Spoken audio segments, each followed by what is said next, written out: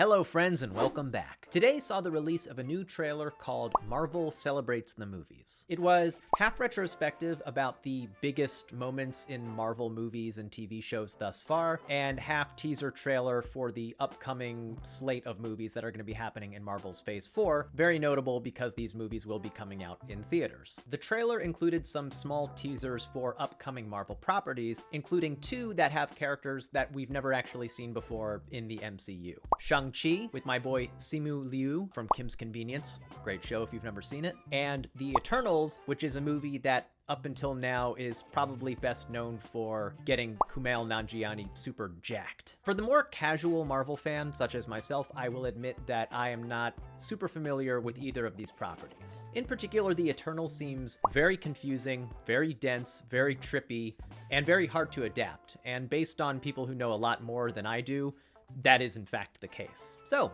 what is it about? And how does it tie into the MCU?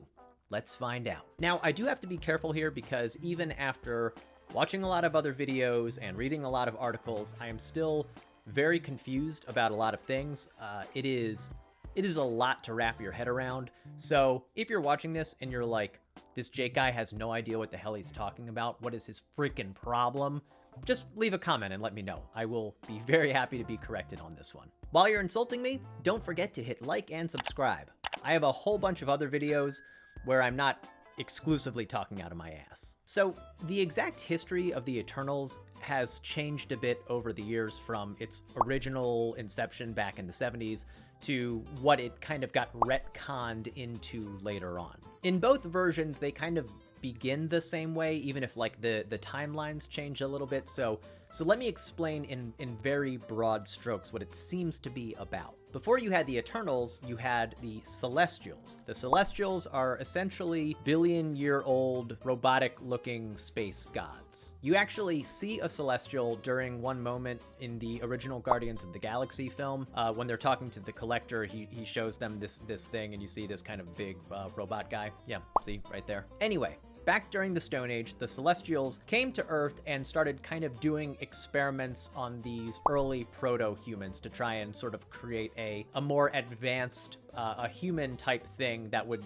serve to protect the more vulnerable humans and vulnerable creatures from all the horrible things that could happen. These experiments led to the creation of three separate groups: deviants, normal humans with the ability to get superpowers, and Eternals. So the deviants, I believe, came first. It was sort of like their first attempt at the experiment, and they were like, oh no, this did not go well at all. And deviants are very unpleasant to look at. They're in many cases super powerful, and they're also just very evil, and they ended up just actually attacking the same people who they were supposed to protect and trying to take over the planet, essentially. To stop this, the Celestials ended up then creating the Eternals, which were, I guess, a more successful batch of these sort of protectors. And basically then those protectors were there to secretly protect the people and creatures of the Earth, and I guess in other parts of the galaxy, from the deviants. It kind of reminds me of, I don't know if you remember, but there was that episode of The Simpsons where Bart finds the egg and he thinks it has a bird, but it turns out that the egg contained this little lizard thing that eats birds. But then it turned out that the lizards were really good for getting rid of the pigeons in town. And then Skinner explains that the way they're going to get rid of the reptiles is by releasing these poisonous needle snakes, and then they're going to release these gorillas. When wintertime rolls around, the gorillas simply freeze to death. Now, what's kind of interesting in the history of the creation of the Eternals is that Jack Kirby, who created them, really wanted to keep the Eternals separate from the rest of the Marvel storyline. In fact, he had kind of been working on a similar project at DC, and the reason he left DC was he got annoyed because they kept trying to tie it into the, the larger DC, comic universe. Then he ends up going to Marvel, where he can, make, the Eternals, and ends up having a very similar problem. The original series is not very popular. It ends up getting canceled before they can tie up all these storylines, so there's not a lot of good information there. They end up actually tying up a lot of the storylines when they bring the Eternals back in a series of Thor comics, and it's during those Thor comics that they end up retconning the Eternals and the Celestials to make it so that they are the ones responsible for all superpowers that are known kind of throughout the universe, either superpowers that are just sort of naturally in a person at birth, or a person's ability to withstand like a bite from a radioactive spider, or a blast from a gamma ray, or an injection with Nazi serum or whatever, to become superhuman as opposed to just dying from those things. So as weird as it all sounds, it should actually all tie in pretty neatly with all the insane stuff that we've already seen in the MCU. The Celestials and the Eternals will have something to do with the Infinity Stones. In the comics, Thanos is either a Eternal or a Deviant. I've kind of seen conflicting information about this. If you know, please leave a comment and let me know. So really, if done well, the Eternals will be kind of like a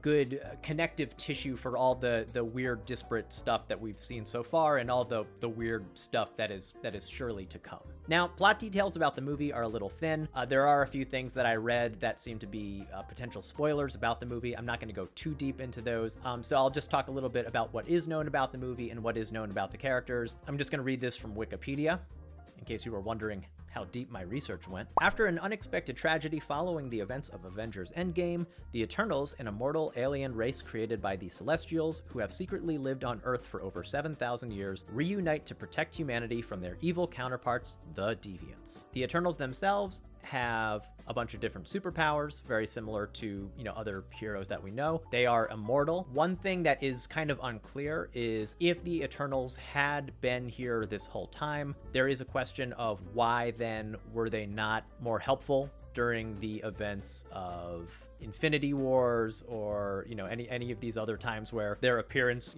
could have really saved a lot of lives. I assume we're going to find out something about that. It seems like it could be something where perhaps their memories had been wiped, or there was some reason that they needed to be in hiding.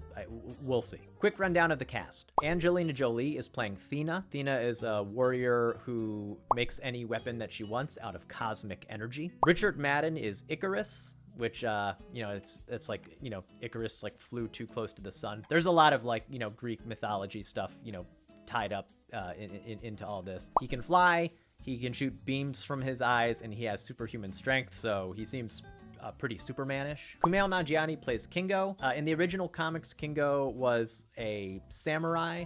In this case, though, it seems like Kumail is playing a Bollywood star who I guess is, super good at fighting, is apparently also just obsessed with being a famous dude. Lauren Ridloff plays Makari, who is a Eternal with super speed. It should also be noted, by the way, that in the Eternals, they're changing the race and gender of a lot of these characters, which, I guess, it's cool, progressive. Brian Tyree Henry is playing Phastos. Phastos is like a mega intelligent inventor guy who I guess has been quietly helping a lot of, major human advancements over time. Selma Hayek is playing Ajak. Ajak is a Eternal who is kind of like super powerful and all-knowing and has the ability to communicate with the Celestials. Leah McHugh plays Sprite. Sprite has the appearance of a 12-year-old girl, but is actually, I guess, just as old as all the other Eternals, and I think she does like mental stuff. Don Lee is playing Gilgamesh. He's really strong, and he can make a exoskeleton out of like cosmic stuff. There's a lot of cosmic stuff happening. Kit Harington is playing Dane Whitman, also known as the Black Knight. He is a warrior who has like a mystical sword or something. That also means we have 2 Stark brothers in the movie, so someone watched Game of Thrones. Gemma Chan plays Cersei. She has the ability to manipulate matter. Apparently she might be kind of like the lead of the film. Last we have Barry Keoghan. Sorry, I don't know how to pronounce that, as Druig. Druig is an Eternal who uses the, once again, power of the cosmos to manipulate people's brains. Apparently, he has a philosophical difference from the other Eternals. He does not really feel like they should be doing all this stuff to help out humankind. That would seem to imply that he is most likely going to be the bad guy in the movie, or at least one of them. Anyway, that's basically all I have right now. I think there are probably a lot of other videos on YouTube that are a lot better at explaining everything with the Eternals, but I hope if you, like me, are just a more casual fan of the Marvel Universe, this generally helped explain what was going on. Long story short, the Eternals and the Celestials will help to explain a lot of the origin of a lot of the powers that exist throughout the Marvel Cinematic Universe, and should help serve as connective tissue between the various disparate things that happen throughout it. That's all. Anyway, guys, thank you so much for watching. If you enjoyed the video, please make sure to hit like and subscribe. If you have any comments about anything I said, especially if it's to correct me about something I've said, please leave a comment. Let me know. I would be very happy to correct myself on anything where I was wrong. I can't promise I'll understand what you're talking about, but I will appreciate it nonetheless. Thanks so much, guys. Talk soon.